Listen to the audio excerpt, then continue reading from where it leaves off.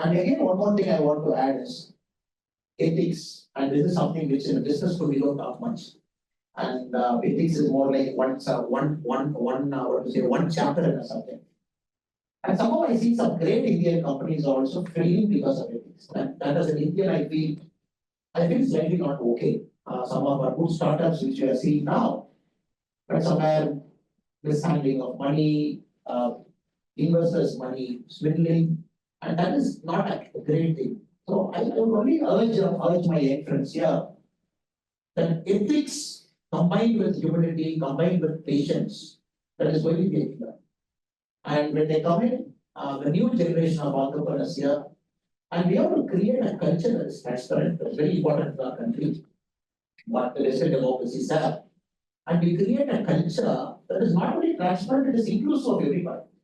That takes into account somebody who is differently able, that takes into account somebody who did not have a leg up in life.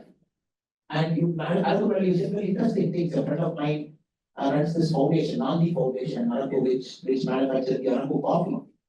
And we had a fascinating conversation. And he said, look, Nandi Foundation, after we went in, one Mr. Manoj, Nandi, the CEO of the foundation, he said, our first goal we felt is to empower the tribal community. So we don't want to purchase coffee from them, give them 10 rupee and take it and just sell it for 100 rupee and put the packet money in our packet. He said, this is a very ethical company. He said, we will create a farmers collective. Millions of Araku tribal families will be a farmers collective. We will take coffee from you. The profits will be shared. So what Araku has done, it has lifted millions of people out of poverty in Araku. Not only that, using this, they solve social problem. They do not have health, they solve the health problem, education problem. So I hope and pray that my friends, youngsters, when they come in, they bring ethics as an important component to the table. The ethics should be number one. Yes, technology is number one. Your talent is number one, skill is number one. But they should think ethics is also number one. How am I fair to everybody?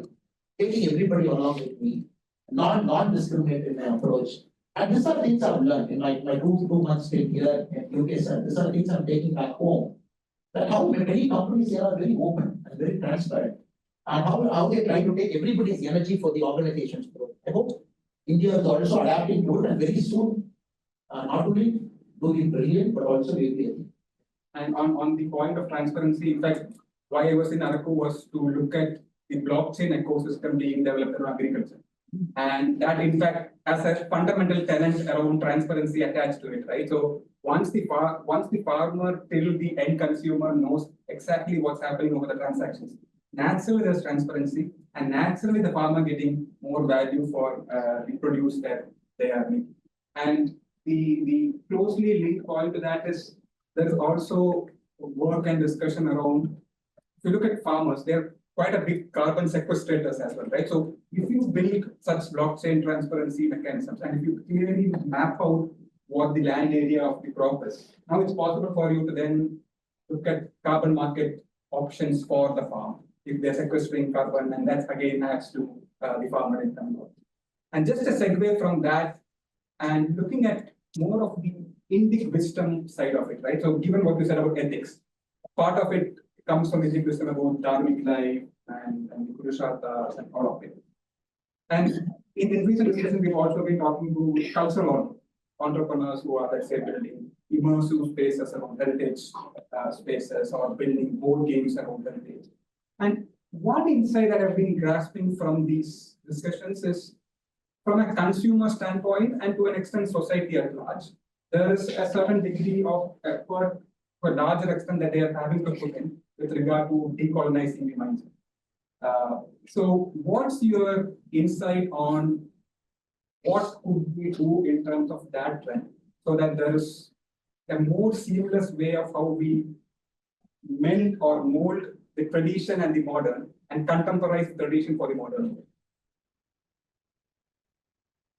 Okay, that's a very complicated question to answer, sir. Now, I would say the colonial mindset, right or wrong, has traveled for a long time, meaning that we have insecurity, that you're not confident enough, that probably can you do a way of thinking in terms of education model, more emphasis on a lot of learning and lessons and some critical thinking.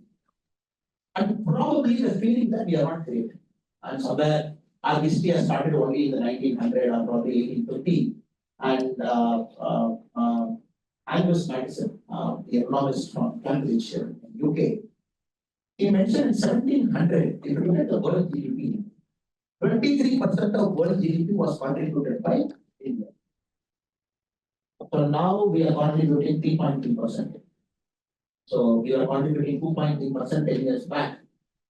A country that was contributing 300 years back 23% of the world's GDP, the same country in 2014 contributed 2.3%, we are contributing 3.3%. So what happens is naturally you get a feeling that, oh, somewhere our country is not good enough to be a US or be a UK or be a Scandinavian country. Now you have to understand that this country for a long time was used as a supplier of raw materials for the great powers of the world. And I'm very happy in UK and US. One good thing I like about the sense of history is they're very transparent about who they are. And transatlantic trade helped the US to grow. And Indian raw materials helped the UK to grow. And they are very transparent about it, which I like it when you have a conversation. But we should not harm on that's past, that's gone. And I don't want any experts to sit in Glasgow and say, we did not grow because colonization. No, that is all that is dusted, that is all thrown to the dustbin. Now we can't come back and ask anything. So last month there was an interesting discussion. Last week, the chapter itself was, the topic of discussion was, should India ask for reparation from UK? And he was very famous, who gave a very wonderful lecture in the Oxford Union debate. Then I had the opportunity to intervene. I said, look, actually we don't want reparation. Okay. This is as a citizen my point of view, and maybe everybody's point of view. Because I said, seeking reparation means that asking from a position of weakness. I believe I'm weak, I'm low, I'm somewhere there. When we have just overtaken US, the world's fifth largest economy, and when we have 28 years as the average in population, 142 crore on people, and we believe we want to cross this because the mindset has to change. We only want a simple soil, that's enough for us. For the Bengal is the way it happened. When some unfortunate things that happened at different points of time. When people are dying in Bengal, the resources are diverted to World War II, but not to the people of Bengal. We just want a simple sorry, an acknowledgement that we should have done better. That is enough. And somebody said, okay, what about the diamond that the Queen of England is getting? Can you get the diamond? I said, I'm not going to get that. That is for the two countries to decide, but UK is kind enough to give us a lot of artifacts. From Glasgow, Last year, 7 artifacts came back to our country from Oxford. Our beautiful artifact is going to Kanchipuram. Okay. From Oxford Ashmolean Museum, it is going anytime, it is going the agreement is signed. So I just hope and pray that some of the important cultural artifacts of our country that were stolen. And people say when you go to Robert Clark's museum here, 10,000 stolen pieces are there. I'm not again getting into that. So there is a way for country to retrieve your sense of heritage back. So that as a sense of India, you know, this is my heritage, this is 2,000 years old, this is 5,000 years old, I am happy about it. But in terms of money, I want this generation, I hope and pray this generation is confident enough to say that we don't want any reparation in terms of money, in terms of bringing back our artifact. So in the mindset, it has to change that. Second, yes, knowledge-wise, when 380,000 people come to UK to study, it is because in the world, US ranking, the first is MIT, second is Imperial College of London, then you have the University of Oxford, University of Cambridge, University of Glasgow, St. Andrews University, all top universities are there. So they have built knowledge over time, and you can't blame them. They are repositories of knowledge. Now I look forward to a day when we have IITs and all the universities, Madras University, Delhi University, Jagadhar University, Patna University, all universities, we will equip ourselves maybe in 10, 20 years from now. I hope and pray that my English friends will come back to India at some point of time to learn about many things that we can. We can offer extraordinary things right now on cultural management, diversity management, and there is no ego in learning. Sir. When England has got good things, let us come and learn with all humility. There's nothing wrong. There's no egocentric thing to say, how will India to come? Yes, you teach me that what you have. At the same time, I will also empower enough myself to teach you something that you don't have. So I look forward to a day probably in their generation. Just when 380,000 people in a flight, they land every year. A couple of lakh will also land back in our country, roam around, see. I think that is what they should be. They should get out of this colonial thing of saying that you took this from it. That's happened. So you are not responsible, I am not responsible. The current English gentlemen who are living here are not responsible. It is not political power they are responsible. So instead they should build things like that. So politicians, administrators, people sitting here, we should build our knowledge base, improve everything. That should be the positive mindset as my feeling always. Of course, artifacts have to come back. That is important because a country has to respect the other country's identity. And India is very clear, any artifact that is proven to be stolen, please give it back. For example, Glasgow, all 7 were given it back last year because India was able to prove all 7 are stolen. In the Ashmolean Museum, that artifact was proven to be stolen. And Oxford was kind enough, you understand, sir? Oxford paid millions of dollars in a Sotheby auction to get it. Oxford could have fought back. But instead, Oxford University was so graceful, and the British government was also so graceful to say, look, since it is proven that it was stolen, we are giving back it to you. We are not challenging because they got it from an auction. The person who stole it gave it to the auction. So we also have to appreciate the British government in many respects. That they have gone beyond their call of duty and not dispute. Because the problem in UK, sir, is there is this act called the Museum Act of 1963. The Museum Act of 1963 prevents any artifact in any museum to be taken to any country in the world.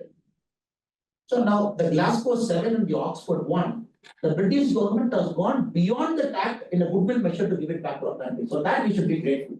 And many a time, it is also how you talk and get it back, not fighting. And we are not bullies. And India is a very powerful rising power in the world. And we have never been to war with anybody. We never tried to conquer anybody. And this civilization itself is never a bully. We are never bullies. Our grandfathers are not bullies. And our great grandfathers are not bullies. We are not going to be bullies. And we also should speak very softly, nicely. And when you have to talk to certain governments and get it back, US has returned back 528 artifacts the last 10 years. 528 US has given back. The UK has given 7 plus 1. Australia has given about 15. And I hope and pray that we do it gently, we do it nicely so that we don't hurt any sentiments. That's very important, sir. We are living in a time and space where we should not come and say, you did this to us, I'm going to do this to you. So we should be better than them to say, look, we are all in a world civilization. You got something to give it to me, I got something to give it to you. So in that spirit, sir, if you want, the decolonization of mind is possible. And of course, some statues will continue to remain so. And for good and bad, and somebody has done good things for our country also. It's not that you can't erase the whole history and say that let me start from zero. At the same time, the Honorable Prime Minister Modi is very clear where the Indian history is not given an importance. And the Subhash Chandra Bose statue has come very important. The person who fought for a country. Atmanirbhar Bharat has identified lakhs of fighters in the last 500 years who fought. So that is also happening simultaneously. I hope we will become a confident country, but not a bully country. So India should never be a country that we can bully others. So in 10 years, we'll be a world power. In 20 years, we'll be a global power. And we'll be a top economy, 40 trillion, 50 trillion. But we will show the world that you can still be a top country and be nice to others. And not necessarily threatening, sending an aircraft carrier and doing this trade barrier. And we will not do that. We will show the Indian way to say we are great, but we'll treat you gently and nicely. Because they will do that. Maybe my generation, I don't know, but they'll be sitting as MLAs, MPs, ministers, representatives, business people, entrepreneurs. When they sit 30, 40 years from now, they will do that. And they will show the whole world. The last 300 years, that can happen. The world power is always a bully. But when India becomes a world power, they will show we are not a bully. And they will 100% make it. And that's the sort of the dharmic way of how we go about. And in fact, there's also this stat which says that if we replicate the Indian model, there's probably whole world is probably sufficient in terms of climate change stats to continue. But if we are replicating the US, we probably need 8 more planets to really survive. And just the other closing thought on the same point would be like when we kind of revive Nalanda Takasila, that also gives us the opportunities of bringing up more of the Indian knowledge system based insights into contemporary management and all of it. So I think that also probably is a pathway of decolonizing and then making the traditional relevant for the country. So the new education policy which the government has brought in from 2020, and 10% of the credit should be IKS, Indian knowledge system. And now, other day I was sitting in Chennai and there was a vice chancellor next to me. And he was telling me, gee, we have to find, I'm trying to find professors for Natya Sastra. I'm trying to find professors for Tarka Sastra. Argument, there's a Sastra. Tarka Sastra. I'm trying to find professors for Artha Sastra. I'm like, good luck with it. So why are you trying to find? He said, no, a government has said 10% of the credit should be Indian knowledge system. And we are offering courses on Tarka Sastra to people, how to debate. And India 2000 years back, we have got a scientific book on how to debate. And now everything is coming out in the new education policy, especially on Indian medicinal systems. A lot of things are coming up, cultural things are coming up. So when this all come up, the true Indian value from science to social science to humanities to arts, I think it will start coming out. And the problem with India as an art country is poor documentation. They're great at speaking, but we don't document. And other countries are extraordinarily great in documenting. The greatest thing about UK is how nicely they document. And this is the house they live from here to here, and you pay £2, you see. And this is where it happened. Very beautiful. Everything is documented. This country, you go, everything is documented. Our country, so many things we haven't documented. So it is important that we document, put it in paper. Then only then others will document that. The proof of testers and documentation. Only if you document, we all still find Jagadish Chandra Bose has invented radio waves before Marconi, by the signal. And that is an eternal debate for us. A lot of debates we still do. But since the great people, great scientists, fantastic, but everything comes down to documentation. Where did you document? Who spoke about it first? Which Western journal did it come first, or Eastern journal did it come first? So now that is an eternal problem for our country, that because our country we believe in word of speech and we don't believe in writing. Samvada, right? It kind of goes from Guru to Shishya. Like this. I speak to him, he speaks to him, I'm happy. Now, Western countries, which is rule of law, unless they see on a paper, they don't believe. So there is a two different class of value systems. For me, I give you 100 rupees, it is not necessarily you are going to put it on a paper. I believe you, even your son will come and return to my son 100 rupees after, because that's a belief system. So now the documentation is also essential. And in fact, there were, because you said about the Tarka Shastra and Natya Shastra, I was in fact talking to startups which are using Natya Shastra for negotiation, conflict management. Okay. Tarka Shastra being Jataka tales, being used as a tool for teaching in national law schools around Tarka Shastra and things like that. And Artha Shastra and Bhagavad Gita, we have kind of seen a bit more of that being used in management, but I was really surprised that Tarka Shastra and Natya Shastra. All taken up, sir. Everybody wants to. Yeah, all of that.